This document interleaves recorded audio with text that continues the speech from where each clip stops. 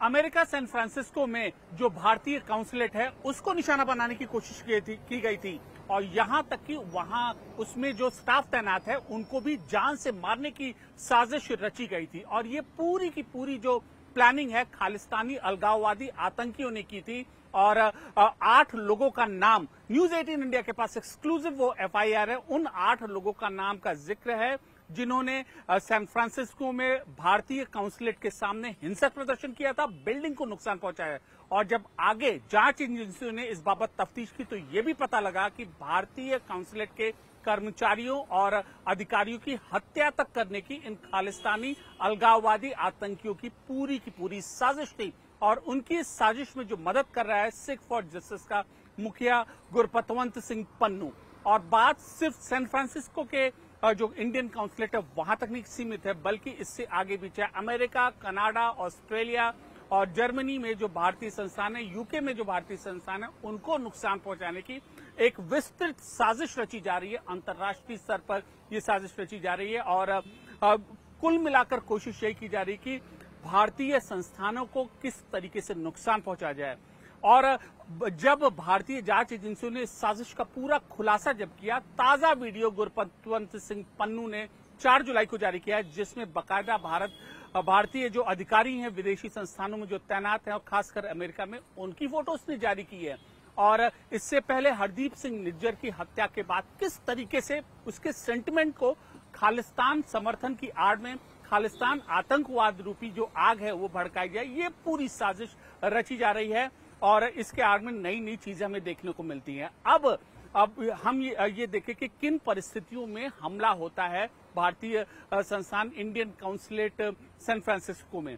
करीब 18 मार्च को एक हिंसक प्रदर्शन हुआ था, बिल्डिंग को नुकसान पहुंचाने की कोशिश की गई थी और भारतीय ध्वज का अपमान किया गया था। उस वक्त जो लोग प्रदर्शन कर रहे थे वह खालिस्तानी मूवमेंट के सपोर्टर थे, आतंकियों को उनको खुले तौर पर बैकिंग थी।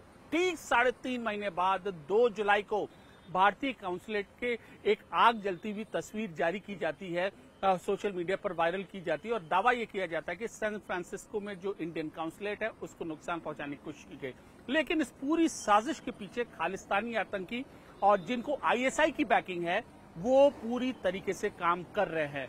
और 8 लोग हैं एनआईए की इस एफआईआर में, जिनका नाम है, जो लोग 18 मार्च को इकट्ठा हुए थे। और इसी तरीके से 2 जुलाई को जब भारतीय काउंसलेट के सामने आग लगने की घटना आई, उन्हीं लोगों का 8 लोगों की ये पूरी भूमिका जो है वो जताई जा रही है। तो और इनको पूरी की पूरी जो बैकिंग है वो है गुरपतवंत सिंह पन्नू, सिख फॉर जस्टिस के जो प्रमुख है, लगातार वो अपने प्रोपेगेंडा जारी करता है। इससे पहले उसकी जो नजदीकियां थी हरदीप सिंह निज्जर खालिस्तानी आतंकी से थी, लेकिन कनाडा में जब उसकी हत्या हो गई तो आखिरकार वो अपनी गतिविधि आगे कैसे बढ़ाए, इस तरीके के वो प्रोपेगेंडा वीडियो जारी कर, साजिश बनाकर और खालिस्तान समर्थन की आड़ में जो लोग हैं उनको प्रदर्शन करने को कहा जाता है। और ये कहा जाता है कि जो प्रदर्शन हो ज्यादा से ज्यादा हिंसक हो और नुकसान ज्यादा से ज्यादा पहुंचाए। तो ये पूरी खौफनाक साजिश यहाँ पर रची जा रही है और जो भारतीय एजेंसियां भी इसको लेकर सतर्क है। कनाडा का सरे, सैन फ्रांसिस्को अमेरिका का और लंदन में भारतीय उच्चायोग, इन तीनों के सामने जो हिंसक प्रदर्शन चल रहे थे उसकी जांच तो पहले से चली रही है।